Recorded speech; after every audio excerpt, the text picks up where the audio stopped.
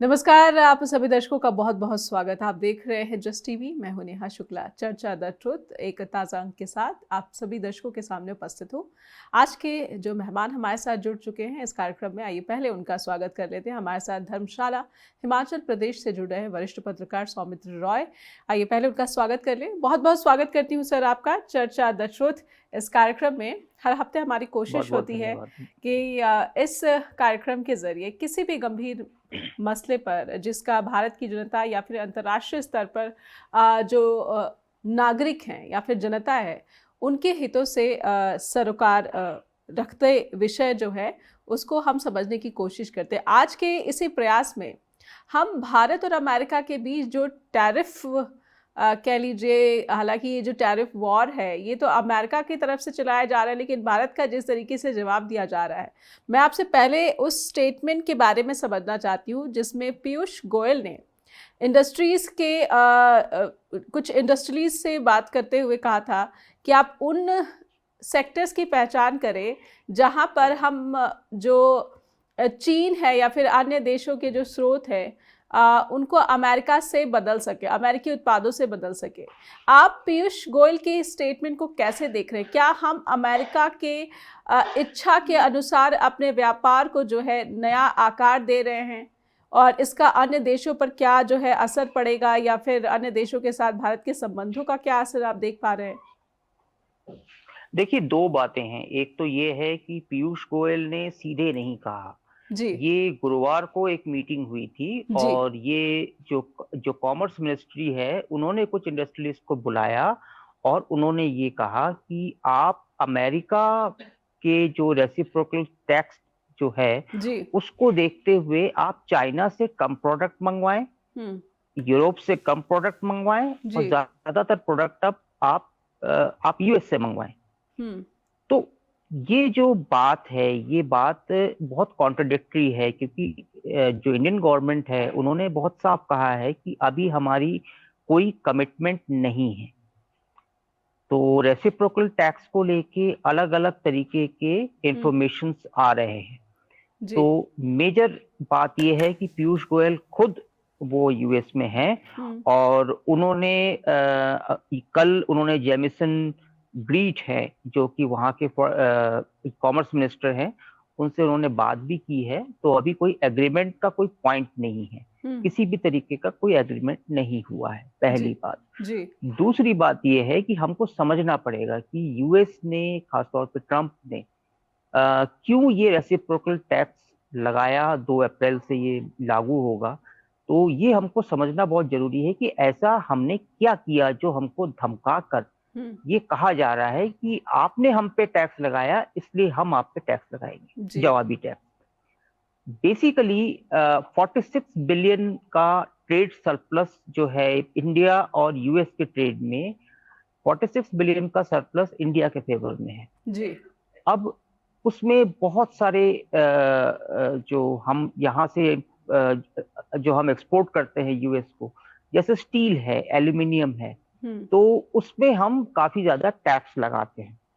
और जो जो यूएस गवर्नमेंट है वो इसको कहती है कि ये प्रोटेक्शनिज्म मैकेनिज्म है, जी। आप अपने इंडस्ट्री को प्रोटेक्ट कर रहे हैं। तो उन्होंने ये कहा कि भाई हम आप पे उतना ही टैक्स लगाएंगे जितना आप हम पे लगाते हैं। जी। तो पीयूष गोयल जो है वो एक डेडलॉक या एक एग्रीमेंट पॉइंट बनाने की कोशिश कर रहे हैं।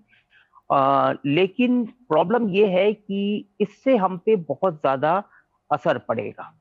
और ये क्या असर पड़ेगा वो हम इस चीज को समझेंगे।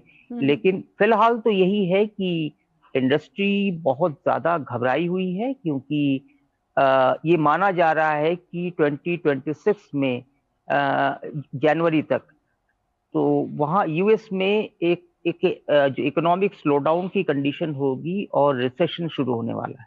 जी। तो इसलिए, क्योंकि वहाँ इन्फ्लेशन काफी बढ़ेगा और इन्फ्लेशन के कारण से डिमांड कम होगी, डिमांड कम होगी तो यूएस की इकोनॉमी रिसेशन में आ जाएगी। तो इस चीज से भी बहुत घबराए हुए हैं। देन एक इंटरनेशनल रिलेशन, क्योंकि हम इस ट्रेड वॉर में पड़ना नहीं चाहते, हमको शायद पड़ना भी नहीं चाहिए। जी। इसके बावजूद हमको ट्रेड वॉर में अंदर घसीटा जा रहा है, और हमको ये ना चाहते हुए भी इस वॉर का हिस्सा बनना पड़ रहा है। और इस वॉर का हिस्सा बनने पे आपके रूस के साथ में रिलेशंस जो है वो खराब होंगे, आपके चाइना के साथ रिलेशंस खराब होंगे, आपके यूरोप के साथ में रिलेशंस खराब होंगे। तो हमारा जो पूरा फॉरेन ट्रेड है उस पर बहुत गहरा असर पड़ने वाला है इसका। यूएस को बहुत ज्यादा इसमें नुकसान नहीं है। कल को एक रिस्क ये भी है कि कल को अगर यूएस अगर ये कह दे कि नहीं नहीं, इंडिया का प्रोडक्ट जो है वो सब स्टैंडर्ड है, हम तो इंडिया से अब नहीं लेंगे, हम अदर कंट्रीज से लेंगे, फिर क्या करेंगे आप रिलेशन सबसे खराब कर लिए, अब आप क्या करेंगे? तो ये बहुत सारे इसके प्रॉस एंड कॉन्स हैं। तो इस पे मुझे लगता है कि बहुत इस पे अलग से बात होनी चाहिए। बिल्कुल। सौमित्र सर, आपने कहा कि जैसे पीयूष गोयल की बात को ही आपने जिस तरह से कहा कि जो हमारा ट्रेड है अन्य देशों के साथ, जहाँ पर हम अन्य देशों से इंपोर्ट करते हैं, सामान जो है भारत में आता है, भारत उन देशों का उत्पाद जो है भारत में आता है। अगर हम इन देशों को सेकेंड ऑप्शन बनाकर या फिर दूसरा विकल्प समझकर पहला विकल्प अगर अमेरिका को बनाते हैं, इस स्थिति में खास करके इस चिंता के बीच जब अमेरिका में मंदी दस्तक दे रही है या फिर जो है ये जो स्लो डाउन है, अनिश्चितताएं हैं, आर्थिक अनिश्चितताएं हैं, अगर ऐसा होता है वहाँ पर और स्थिति संभाल नहीं पाते ट्रम्प, तो कहीं ना कहीं वहाँ पर भी डिमांड में कमी आएगी। और अगर वहाँ पर डिमांड में कमी आएगी तो वहाँ की इंडस्ट्री पर भारत की निर्भरता अगर देखा जाए तो प्रत्यक्ष रूप से नहीं लेकिन परोक्ष रूप से तो फिर से भारत इसमें फंसता हुआ दिख रहा है कि वो अमेरिकी उत्पादों का निर्यात भारत में करवाए और वहाँ अगर उस उत्पाद की मांग कम हो जाए या फिर आर्थिक मंदी का शिकार हो जाए वो सेक्टर, तो भारत की चिंताएं किस तरीके से बदल जाएगी या फिर किस स्थिति में आप देख पा रहे हैं?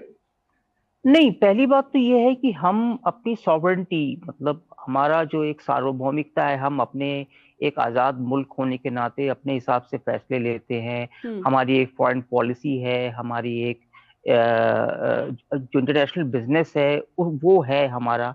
हम WTO के मेंबर है, यूएस चाहता है कि WTO से वो विड्रॉ कर ले।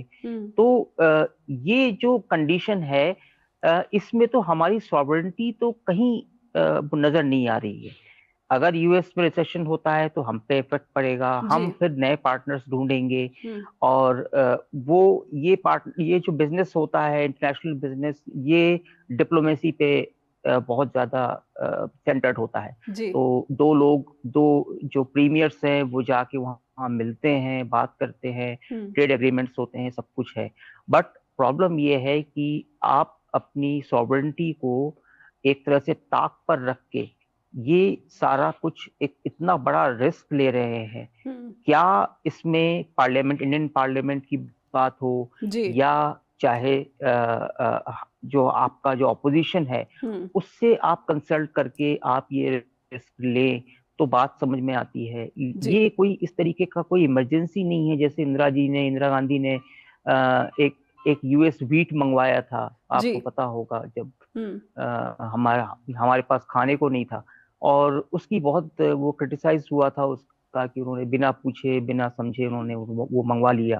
तो अभी तो यही हो रहा है कि पार्लियामेंट को आप असाइड करके आप वो सारे डिसीजन ले रहे हैं, लेकिन कल को अगर आप फंसते हैं इसमें जाके तो आप तो बहुत वीक कंट्री है, आप तो डेवलपिंग भी नहीं है, आप अंडर डेवलप्ड कंट्रीज है। तो आप क्या करेंगे? आपके पास में वो कौन सा प्लान बी है कि आप तुरंत स्विच कर जाएंगे? जैसे मान लीजिए कि अगर यूएस हमको गेहूं देने से मना करता है, तेल देने से मना करता है, तो आप किसके पास जाएंगे? जाके आप उससे पेट्रोल डीजल मांगेंगे? कैसे करेंगे आप? तो ये अभी क्लैरिफाई बिल्कुल कुछ नहीं हुआ है। इस पे बहुत साफ तरीके से एक स्ट्रेटेजी लोगों को बताने की जरूरत है और वो चीज नहीं हो रही है। इस खामोशी का या फिर इस मौन के क्या वजह हो सकते हैं? क्या सकारात्मक वजह हो सकती है या फिर टोटल जैसा आपने कहा कि सॉवरेनिटी से कहीं ना कहीं समझौता किया जा रहा है, इसके क्या सकारात्मक, जिस तरीके से सरकार के जो समर्थक है दावा करते हैं कि अभी बार्गेनिंग चल रही है, इसको समझूंगी, लेकिन एक छोटे से ब्रेक के लिए रुकूंगी। एक ब्रेक लेते हैं चर्चा द ट्रूथ में। जब लौटेंगे तो समझने की कोशिश करेंगे कि अभी आधिकारिक रूप से भारत सरकार की तरफ से कुछ भी नहीं कहा जा रहा है टैरिफ वॉर से संबंधित, संबंधित एक भी ऑफिशियल स्टेटमेंट जो है सामने नहीं आ सका है। हालांकि ये कहा जा रहा है कि कहीं ना कहीं अभी भी भारत जो है नेगोशिएशंस में इन्वॉल्व है अमेरिकी अधिकारियों के साथ, कि कहीं ना कहीं भारत पर जो टैरिफ का असर है, टैरिफ वॉर का जो असर है, उससे बचा जा सके और भारत के जो हित है उसका संरक्षण किया जा सके। एक छोटा सा ब्रेक के बाद हाजिर होंगे।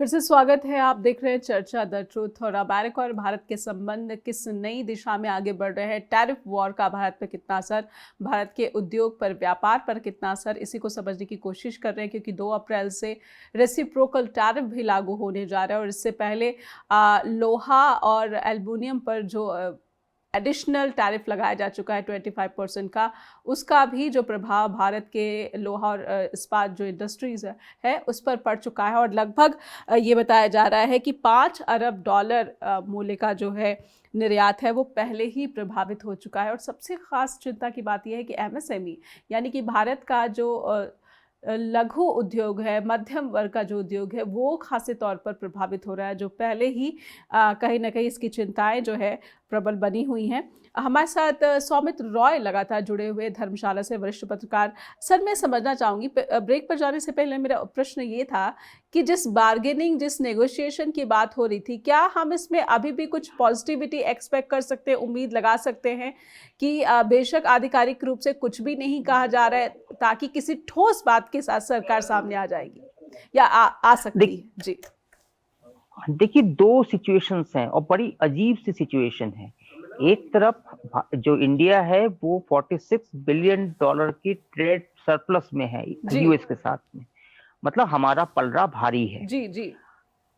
और हम अपने घर में सारे इंडस्ट्रीज को बोल रहे हैं कि आप प्लान बी देखो, वहां पे यूएस में ज्यादा सामान भेजना है तो कहीं से आप कट करो, कहीं का सामान जो है सब आप यूएस में भेजो। इस तरीके का दोनों तरफ का एक, जिसको कह सकते हैं कि एक डिलेमा है। और वो डिलेमा सबसे ज्यादा नुकसान पहुंचा रहा है शेयर मार्केट को। जी। अगर आप देखें कि जनवरी 1 से लेके शेयर मार्केट में 14% का स्लम्प है और इंडिया का कहीं कमिटमेंट दिख नहीं रहा है कि हम इसका, जैसे चाइना ने कहा कि ठीक है, आप जितना टैक्स लगाओगे, आप जितना टैरिफ लगाओगे हम भी उतना ही लगाएंगे। यूरोप ने भी काफी कुछ इसका प्रोटेस्ट किया है। इंडिया का कोई स्टैंड नहीं दिख रहा है। इसलिए सबसे ज्यादा जो आप देखेंगे कि ऑटोमोबाइल, केमिकल और फार्मा, ये 3 सेक्टर हैं जहां पे कि शेयर्स डाउन हो रहे हैं। तो अब सबसे बड़ी बात यह है कि आपके यहाँ पे बड़ी इंडिसाइसिवनेस की कंडीशन है आपके घर में, और आप कह रहे हैं कि हम नेगोशिएशन कर रहे हैं, हम नेगोशिएशन टेबल पे हैं जी। तो बेसिकली आपका एक कमिटेड स्टैंड होना चाहिए कि देखिए, हम एक हद से ज्यादा हम प्रेशर हम उसको बेयर नहीं करेंगे। हम एक सॉवरेन कंट्रीज हैं और हमारा एक स्टैंड है, हमारी एक पॉलिसी है, हमारी एक फॉरेन पॉलिसी, हमारी एक डिप्लोमेटिक पॉलिसी है। हम इससे ज्यादा हम बेयर नहीं कर सकते जी। क्या इंडिया अभी ऐसा कहने की कंडीशन में है? नहीं है। अगर कंडीशन में होता तो मेरे ख्याल से पीयूष गोयल को वहां नहीं होना चाहिए था। हमारे फॉरेन मिनिस्टर क्या कर रहे हैं? पहला सवाल। दूसरा सवाल यह है कि आपने यहाँ पे अपने पार्लियामेंट को, अपने ऑपोजिशन को, किसी को साथ में नहीं लिया। आपको कोई सपोर्ट नहीं कर रहा है। आपको कुछ हो सकता है कि कुछ जो बिलियनर जो कॉर्पोरेट्स हैं वो आपको हो सकता है थोड़ा बहुत सपोर्ट कर रहे हो, लेकिन मोटा मोटा कोई सपोर्ट नहीं कर रहा है। तीसरी चीज, आप अगर ये टैरिफ वॉर में पड़ते हैं तो आप खत्म हो जाएंगे। आप अगर टेस्ला को यहाँ इनवाइट करते हैं तो आपका ऑटोमोबाइल का जो सेगमेंट है वो खत्म हो जाएगा जी। अगर आप यूएस के साथ में टैरिफ पे कोई इस तरीके का समझौता करते हैं तो फार्मा सेक्टर आपका खत्म हो जाएगा जी। जो आज हम फार्मा सेक्टर में हमने जितना भी कुछ अचीव किया है वो सब खत्म हो जाएगा। सिमिलरली केमिकल्स का मामला है। केमिकल्स में अगर हम यूएस के प्रोडक्ट को अगर हम सस्ता कर देते हैं, यहाँ पे हम उस पे जो टैरिफ है वो घटा देते हैं, तो आप समझ सकती हैं कि यहाँ पर जो केमिकल सेक्टर है उस पे कितना असर पड़ेगा। उसकी पूरी पूरी दुनिया में उसके प्रोडक्ट इतने ज्यादा सस्ते हो जाएंगे, तो वो सरवाइव कैसे करेगा। जी।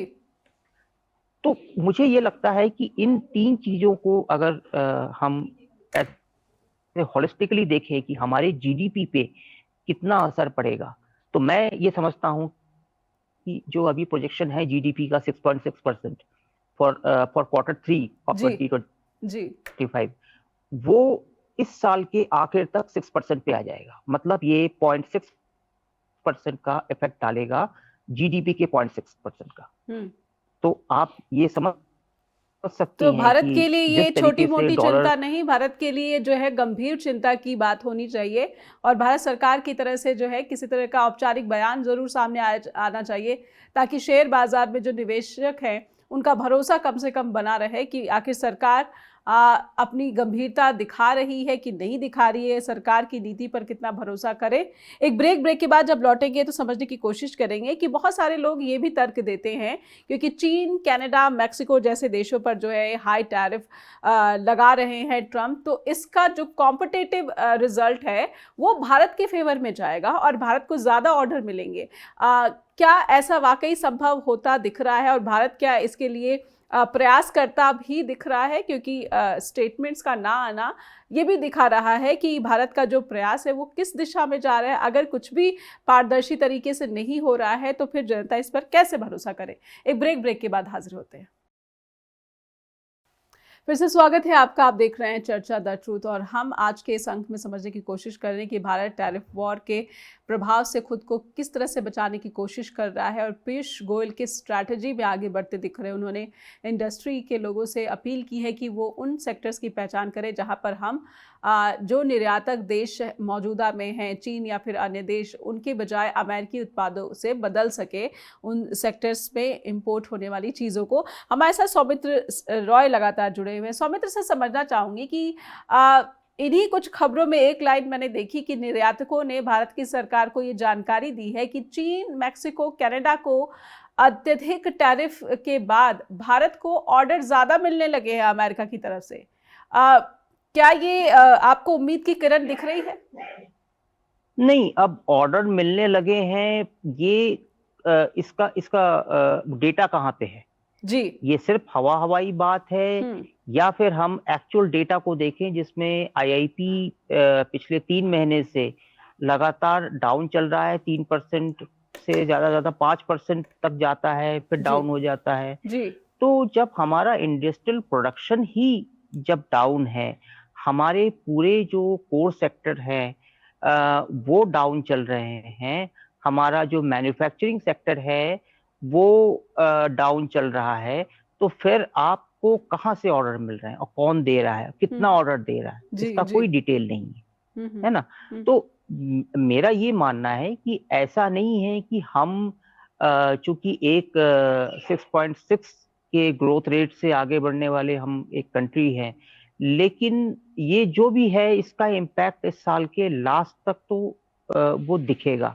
और उससे बड़ी बात यह है कि हम शायद इससे ओवरकम भी कर जाए, लेकिन फंसना अमेरिका को है, और अमेरिका फंसेगा तो वो ऐसा ही है कि जैसे आप समंदर में कोई डूब रहा हो और उसके साथ में कोई और हो, तो वो सबसे पहले जो तैरना जानता है उसको पहले डुबोने की कोशिश करता है जी। तो इस तरीके की कंडीशन यहाँ पे इंडिया के साथ में होगी, क्योंकि हमारा मैन्युफैक्चरिंग कोविड के बाद से ही ठप है जी। और हमारी इकोनॉमी टोटली इंपोर्ट पे चली गई है।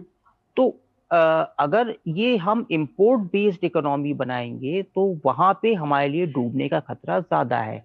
चाइना का एक्सपोर्ट बेस्ड इकोनॉमी है, तो इसलिए चूंकि यूएस जो है वो इंडिया का सबसे बड़ा ट्रेड पार्टनर है, इसलिए हमको लगता है कि थोड़ा सावधानी से और थोड़ा जो हमारे बिजनेस इंटरेस्ट है, इकोनॉमिक इंटरेस्ट है, और जो हमारी कमजोरी है, सबसे बड़ी बात तो ये है कि हमारी इकोनॉमी की जो कमजोरी है उसको हम सामने वाले के हाथ में देना नहीं चाहते या देना नहीं चाहिए।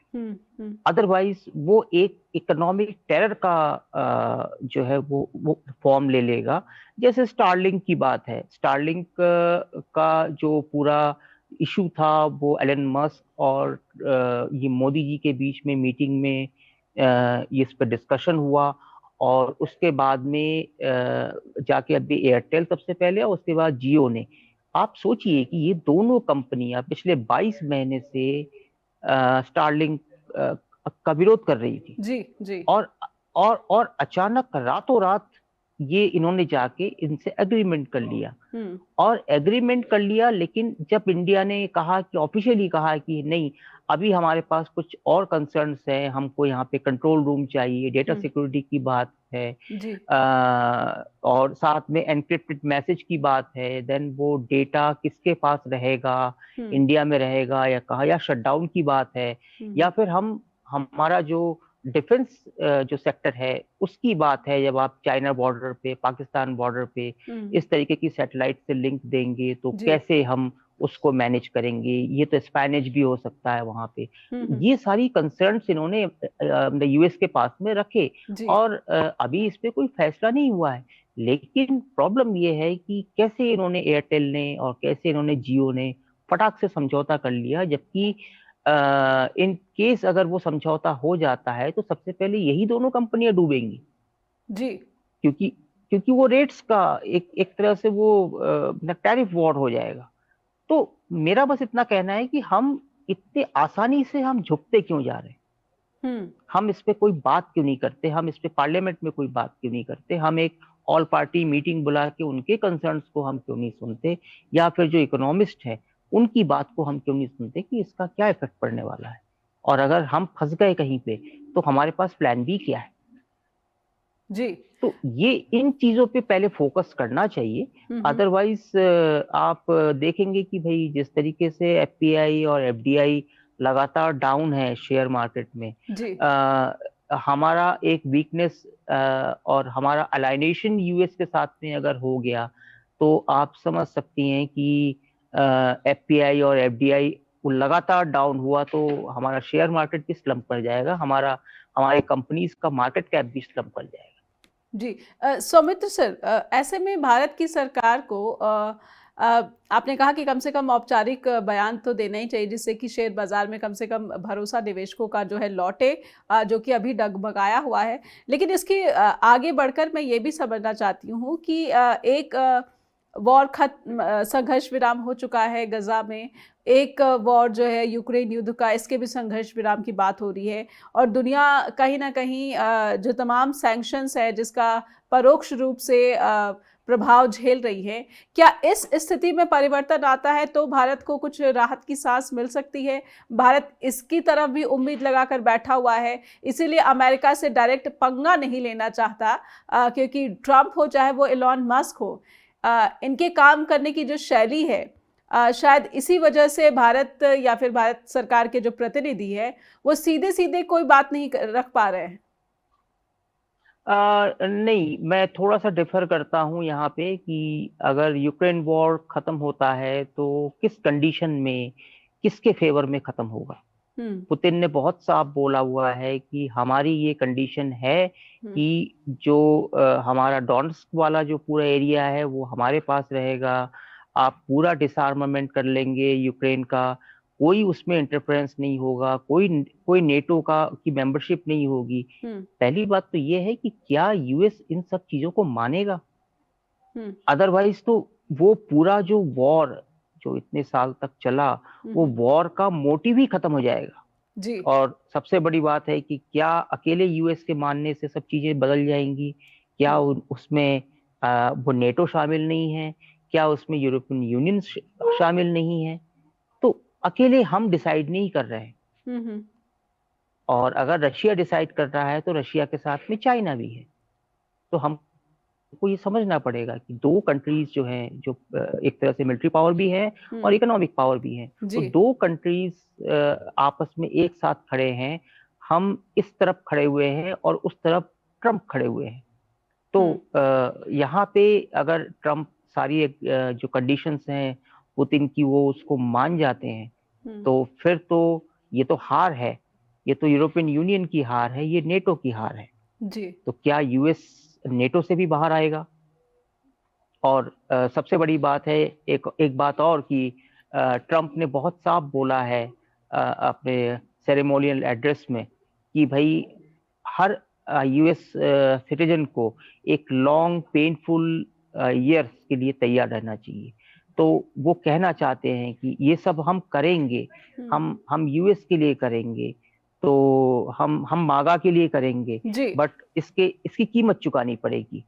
तो क्या यूएस सिटीजन्स भी इसकी कीमत चुकाएंगे, या फिर वो बोलेंगे कि नहीं साहब, अच्छे दिन आएंगे, हर एक के खाते में 15 लाख रुपए आएंगे, जी। आप हमको वोट देते जाइए, हम टाइम लिमिट बढ़ाते जाएंगे। तो बिल्कुल। ऐसा भी नहीं। और इसमें सबसे बड़ी जो मेरी चिंता है वो ये है कि चाइना का अपना इंटरनेट है, जी। चाइना डिपेंडेंट नहीं है, चाइना की अपनी अपनी टेक्नोलॉजी है, चाइना हर सामान बना रहा है। लेकिन हमको जब कारगिल का वॉर हुआ था तो हमको यूएस से जीपीएस चाहिए था। क्या यूएस ने जीपीएस दिया हमको? नहीं दिया। तो हम इतनी छोटी छोटी चीजों पे हम डिपेंडेंट हैं। हम चाहते तो हम अपने पूरे कंट्री को सैटेलाइट से हम इंटरनेट प्रोवाइड कर सकते हैं, हमारी इतनी कैपेसिटी है, जी। लेकिन हम करना नहीं चाहते। हमको लगता है कि हम बाहर से ही सारा कुछ मंगवा लेंगे तो हमारी जरूरत पूरी हो जाएगी। बट ये तो आपका बहुत ही मतलब वेग टाइप का एक पॉलिसी है। इसमें हमको एक सस्टेनेबल पॉलिसी बनानी चाहिए अगले 50 साल के लिए, कि हम किसके साथ में रहेंगे और किसके साथ नहीं रहेंगे, किस कीमत पे हमको क्या चाहिए। जी। सौमित्र रॉय सर, फिर एक आखिरी सवाल मैं आपसे समझूंगी कि मौजूदा वक्त में भारत में जो सरकार है, मोदी सरकार, इसका ये अब तक का दावा रहा है कि हमारी जो आर्थिक नीतियां हैं, अभी मूलभूत जो आधारभूत संरचनाएं हैं, इसके जो निर्माण पर फोकस रहा है, और अब जो है, अब असल में जो है लोगों के जेबों में पैसे देने की कोशिशें जो है अब हम शुरू करेंगे। तो क्या अब ये जो अनिश्चितता अमेरिका में है और जिस मागा नीति की बात ट्रम्प कर रहे हैं, हालांकि उसके साथ हमारे जो प्रधानमंत्री नरेंद्र मोदी कहकर आए हैं कि मागा हो और मेक इंडिया ग्रेट अगेन, ये दोनों पॉलिसीज जो मीगा। है एक साथ चल सकती है, मीगा। तो क्या दोनों पॉलिसीज एक साथ चल सकती है? आप भी मानते हैं कि ऐसा हो सकता है, या फिर अगर ऐसा नहीं हो पाया तो भारत बिल्कुल ही जो है घोर अनिश्चितता के संकट में फंसा हुआ दिख रहा है? जी। एक जो एक हिस्ट्री में अगर जाएं तो पाकिस्तान और इंडिया का वॉर बांग्लादेश को लेके हुआ था। जी। और उसमें यूएस ने अपना 7th जो वो फ्लीट है वो भेजने की धमकी दी थी। इंदिरा गांधी उस समय ये पीएम थी। तो हम बेसिकली हमने एक प्लान प्रिपेयर करके रखा हुआ था, और चाइना अमेरिका के पीछे खड़ा हुआ था, रूस हमारे साथ में था। तो हमने जाके रूस से जाके हमने एक पूरा एग्रीमेंट किया, और उसके बाद में हमने बांग्लादेश की आज़ादी के लिए हमने सारा कुछ। तो मेरा बस इतना कहना है कि यूएस का हमेशा से एक रहता है कि भाई यूएस फर्स्ट, उनका रहता है कि यूएस फर्स्ट, मतलब हम अपने लोगों के लिए, अपने देश के लिए हम बात करेंगे, दूसरों से हमें कोई लेना देना नहीं है, दूसरे लड़े चाहे कुछ भी करे। जैसे यूक्रेन अभी है, यूक्रेन का पूरा पूरा सिचुएशन है। तो मेरा ये कहना है कि मागा के साथ मीगा कैसे चल सकता है? ये तो देखिए, वो इस तरीके का कोई ऐसी कोई कविता टाइप का नहीं है मामला कि हमने बोल दिया, तुकबंदी कर दी और लोगों ने तालियां बजा दी और हो गया खत्म। इस तरीके का नहीं होता है। ट्रेड और जो डिप्लोमेसी है वो दोनों आपस में मिलके चलती हैं। डिप्लोमेसी होती ही इसीलिए है ताकि ट्रेड को हम उसको प्रमोट कर सके। तो हमारे फॉरेन मिनिस्टर पता नहीं कहाँ घूम रहे हैं, हमको पता नहीं है। हमारे जो पीएम है वो मालदीव चले गए। यहाँ की सिचुएशन इतनी खराब है, पार्लियामेंट में कोई जवाब देने वाला नहीं है, मणिपुर का पूरा इशू है, वो चले गए वहाँ मालदीव। तो ऐसे ऐसे कंफ्यूजन में कोई भी चीज नहीं हो पाती। उससे और ज्यादा एक तरह से अनार्की की कंडीशन होती है, और सभी जगह है वो। जैसे कि अभी अडानी के लिए यूएस के जो वो है कोर्ट है, उसने समन भेजा है, जी और जी। समन डिलीवर हुआ है। तो अब वो प्रेशर तो इंडिया के ऊपर बन रहा है, लेकिन क्या हम, सबसे बड़ा जो सवाल है कि क्या यूएस हमको आर्थिक गुलामी में ढकेल देगा? ये जी। सबसे बड़ा सवाल है, सबसे बड़ी चिंता है। हम्म कल को बोलेगा कि आप ये हमसे मंगवाओ हम्म। और हम आपको ये देंगे, जी आप हमसे ये हम आपसे ये नहीं चाहिए, हम आपसे हमें ये चाहिए, तो फिर हम क्या उसके इशारों पे नाचेंगे? हम्म। सबसे बड़ा सवाल इस बात का है। और इसी के जो इकोनॉमिक पॉलिसी है या जो ट्रेड पॉलिसी है, आपने डब्ल्यूटीओ देखा है, जी और जी। ट्रेड पॉलिसी हमारे फार्मर्स को, हमारे इंडस्ट्रीज को, हमारे एमएसएमईज को, सब पे इफेक्ट करता है, सबकी रोजी रोटी पे इफेक्ट करता है। जी। तो तो अकेले ये इस तरीके का कोई जुमलेबाजी वाला मसला नहीं है।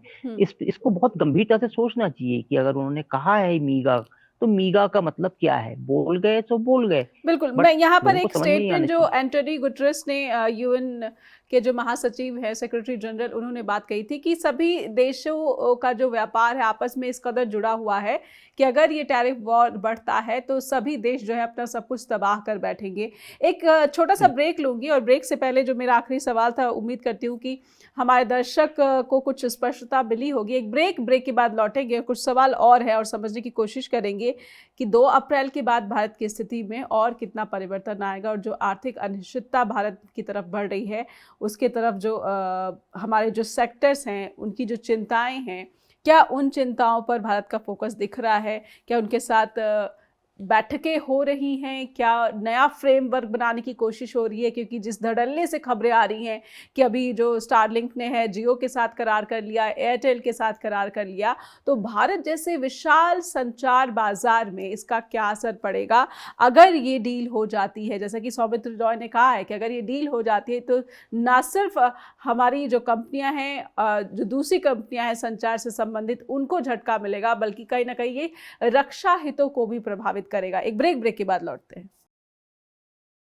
फिर से स्वागत है, आप देख रहे हैं चर्चा द ट्रूथ। हमारे साथ सौमित्र रॉय लगातार बने हुए हैं। सौमित्र सर, संचार के क्षेत्र में भारत की जिन कंपनियों के साथ करार हुआ है, हालांकि आपने कहा कि अभी ये पूरी तरीके से डील नहीं हुई है, अभी भारत सरकार की जो चिंताएं हैं उस पर कहीं ना कहीं ये डील अटकी हुई है।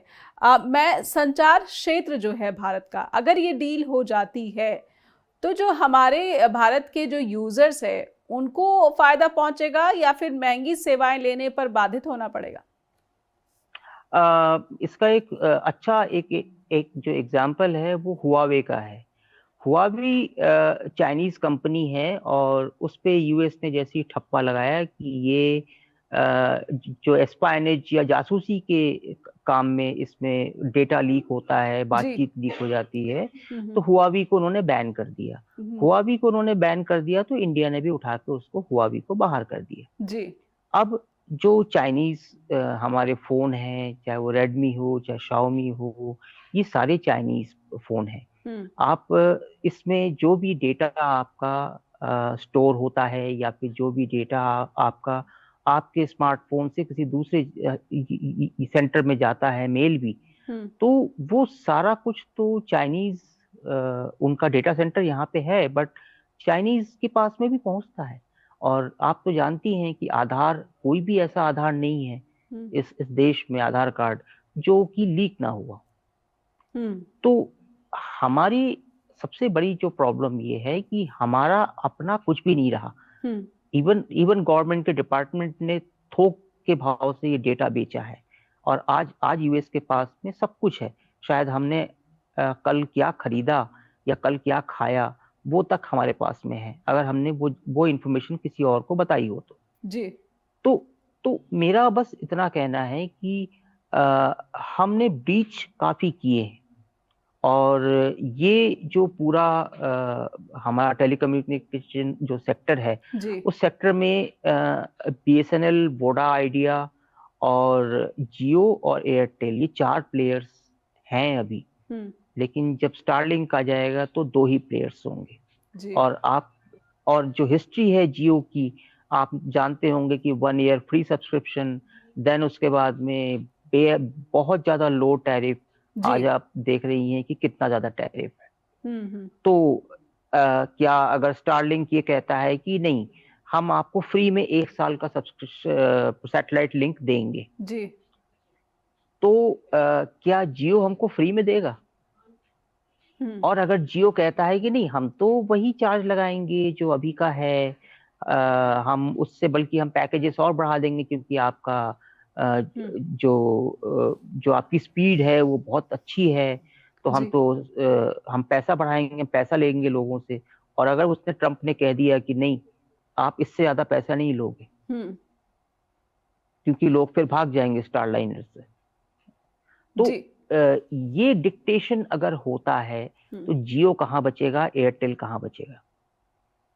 बिल्कुल। तो कहीं ना कहीं इसलिए जी इसलिए ये बात बहुत ही वेग है कि इससे लोगों पे बहुत अच्छा पड़ेगा, और स्टारलिंक आ जाएगा तो वीडियो डाउनलोड होंगे और वो होगा। हाई इंटरनेट हमारा सेवाएं भारत के यूजर्स को मिल जाएंगी। जी हमारी प्रॉब्लम ये नहीं है कि हमारा वीडियो 1 सेकंड में डाउनलोड हो जाए। हमारी प्रॉब्लम ये है कि हमको एम्प्लॉयमेंट चाहिए, हमको हमारी इकोनॉमिक स्टेबिलिटी चाहिए, हमको यहाँ इनकम चाहिए। ये तो कोई डेटा से तो होगा नहीं। तो जी इसलिए कहते भी हैं कि रोटी, सॉरी, ये डेटा और आटा दोनों अलग अलग चीजें हैं। हमको आटे की जरूरत है, हमको डेटा की नहीं जरूरत है। जी सौमित्र जी, तो लेकिन ये डेटा के साथ साथ आटे का भी जो संबंध आपने जोड़ा है, इस पर भी अमेरिकी बाजार की जो नजर बनी हुई है, कृषि क्षेत्र को लेकर जो टैरिफ की बात ट्रम्प खुद कह रहे हैं, इसने भी भारत की कृषि क्षेत्र से जुड़ी हुई कंपनियां हैं या फिर जो उत्पादक हैं उनमें चिंताएं बढ़ाई हैं। इसको आप कैसे देख रहे हैं? क्या भारत में जो कृषि क्षेत्र है इन अमेरिकी उत्पादों के बाद जो उनकी आशंकाएं बनी हुई हैं, इसको सरकार संरक्षित करते हुए दिख रही है? कितना प्रोटेक्शन जो है इस क्षेत्र को सरकार की तरफ से मिलता दिख रहा है? एक आपको एग्जाम्पल देता हूँ कि हिमाचल एप्पल के लिए बहुत फेमस है। जी जी तो हिमाचल, अभी एप्पल का सीजन शुरू होने वाला है, तो हिमाचली एप्पल्स जब आते हैं खेत से निकल के गोडाउन्स में और बक्से में आते हैं, उनका सीधा कंपटीशन यूएस एप्पल से है। जी तो अमेरिकी एप्पल्स इतना सस्ता है, तो जो रिटेलर है वो ले जाके अपने रेहड़ी में या कहीं दुकान में उसको रखता है, वही लाल, और उतना ही। तो कोई जाता है, कस्टमर जाके पूछता है कि भाई क्या इसका किलो का क्या भाव है, तो वो बताता है कि साहब 70 रुपए किलो है। और जो आपका हिमाचली सेब है वो आपका 100 रुपए, 150 या 200, 250, 300 रुपए तक उसका जाता है। तो कोई क्यों खरीदेगा? आपने WTO देखा है, आपने वो सारे डिक्टेशन देखे हैं यूएस के लगाए हुए, कि भाई आप प्रोटेक्शन, आप अपने फार्मर्स को सब्सिडी देके प्रोटेक्ट कर रहे हैं। जी और वो नैरेटिव को वहां पे यूपीए गवर्नमेंट ने नहीं माना, और वो डंकल जो एग्रीमेंट हुआ उसमें कहा गया कि नहीं, हम देंगे सब्सिडी। कोई ये नहीं कह पाया कि यूएस अपने अपने फार्मर्स को कितनी सब्सिडी देता है। शायद भारत से 10 गुना ज्यादा सब्सिडी वो देता है। जी तो मेरा कहना है कि हम धीरे धीरे हम झुकते गए, और आज की तारीख में फार्मर सुसाइड भी है। आज की तारीख में इनकम, जो कॉस्ट है हमारे उपज की, फसल की, वो कॉस्ट तो मिलती नहीं है। तो इसी तरीके से धीरे धीरे हम किसी दूसरे देश के डिक्टेशन में आके और उसकी शर्तों को मान के हमने अपने आप को तबाह किया है, हमेशा से किया है। तो अब क्या वही होना चाहिए, या फिर हम अपनी कोई चीज लेके आएंगे, अपनी कोई पॉलिसी लेके आएंगे? सवाल उस बात का है। ट्रम्प ने टैरिफ वॉर जो शुरू किया है, वो टैरिफ वॉर सिर्फ टैरिफ वॉर नहीं है, बेसिकली वो एक प्रोटेक्शन मैकेनिज्म, हर एक कंट्री अपने लोगों की भलाई बेहतरी के लिए प्रोटेक्शन का एक मैकेनिज्म लेके चलता है। तो उस प्रोटेक्शन मैकेनिज्म को खत्म करने की बात है। जी, सौमित्र सर, क्या आप ये कह रहे हैं कि अमेरिका टैरिफ वॉर के ज़रिए अन्य देशों को और ख़ास करके भारत जैसे विकासशील देशों को गुलाम बनाने की कोशिश कर रहा है? बिल्कुल, जी। बिल्कुल है। और ये तो आप उसका पहला जो एपिसोड आया था, वो हुँ। आया था ग्रीनलैंड का। जी। यूएस ने कहा कि हम ग्रीनलैंड हमको चाहिए, ग्रीनलैंड ने मना कर दिया। हुँ। ठीक है। उसके बाद दूसरा एपिसोड अभी आया है, ये अपना यूक्रेन का। जी। जब यूक्रेन की बात निकली, रूस से, ये पुतिन से समझौते की बात निकली, तो ये पुतिन ने कंडीशंस डाल दी जी। और यूएस ने उस पे सैंक्शन कर दिया तुरंत। हुँ। तो इसी तरह ये वॉर का मतलब है कि ये टैक्स टैरिफ टेररिज्म है। हुँ। आप किसी को धमका के जी। उस पे मनमाने तरीके से टैरिफ को चेंज करने या टैरिफ को इम्प्लाई करने का एक दबाव बना रहे हैं, प्रेशर बना रहे हैं। जी। और तो अभी जो भारत की कम से कम नीति दिख रही है, ये सरेंडर वाली नीति दिख रही है और ये अपने नागरिकों के हितों के संरक्षण वाली पॉलिसी बिल्कुल नहीं दिख रही है। समय समाप्त हो गया सौमित्र सर, मैं चाहती हूँ कि अगर कोई बात अधूरी रह गई है तो एक लाइन में अपनी बात रखें हमारे दर्शकों के सामने, फिर आपसे इजाज़त चाहूँगी चर्चा द ट्रुथ में। सौमित्र सर। मुझे लगता है कि ये इस पूरे जो इशू है उसको ऐसे नहीं देखना चाहिए कि इंडिया को कितना फाइनेंशियल लॉस होगा या ट्रेड लॉस होगा। हुँ। इसको इस तरीके से देखना चाहिए कि वो कौन से सेक्टर्स हैं जो पूरी तरीके से ये जो टैरिफ वॉर है इससे बर्बाद हो जाएंगे। बिल्कुल। और उनके सेवियर के लिए सरकार क्या कर रही है, या फिर उनको आत्मनिर्भर बनाकर ही, या आप खुद संभाल सकते हैं, खुद को तो संभालिए, सरकार का इससे कोई सरोकार नहीं। बहुत बहुत धन्यवाद करना चाहूँगी सौमित्र सर। लगातार इस मसले थैंक पर यू। आपसे सहयोग की अपेक्षा रखती हूँ और आज के समय के लिए आपका आभार फिर से जताना चाहती हूँ। दर्शकों से उम्मीद करूँगी कि आपको इस विषय पर कुछ बात रखनी है तो हमें ईमेल भेजें info@justbroadcasting.com या फिर neha@justbroadcasting.com पर भी भेज सकते हैं। अमेरिका टैरिफ वॉर के जरिए दुनिया भर के देशों को गुलाम बनाने की अगर नीयत रखता है तो क्या भारत जैसे लोकतांत्रिक देश, संप्रभु देश को बिना सोचे समझे उनके आगे जो है नतमस्तक हो जाना चाहिए, या फिर जिस बार्गेनिंग नेगोशिएशन की बातें पिछले दरवाजे से आ रही है, हालांकि सामने से कुछ भी नहीं आ रहा है, तो क्या उसी के ज़रिए जो है भारत सरकार अपने नागरिकों के हितों के संरक्षण की कोशिशें कर रही है। कोशिशें कितनी रंग लाएंगी, ये कोई ना कोई समय के बाद, 2 अप्रैल के बाद या फिर 2-3 महीने के बाद सामने आ सकता है। जुड़े रहिए जस टीवी के साथ। नमस्कार।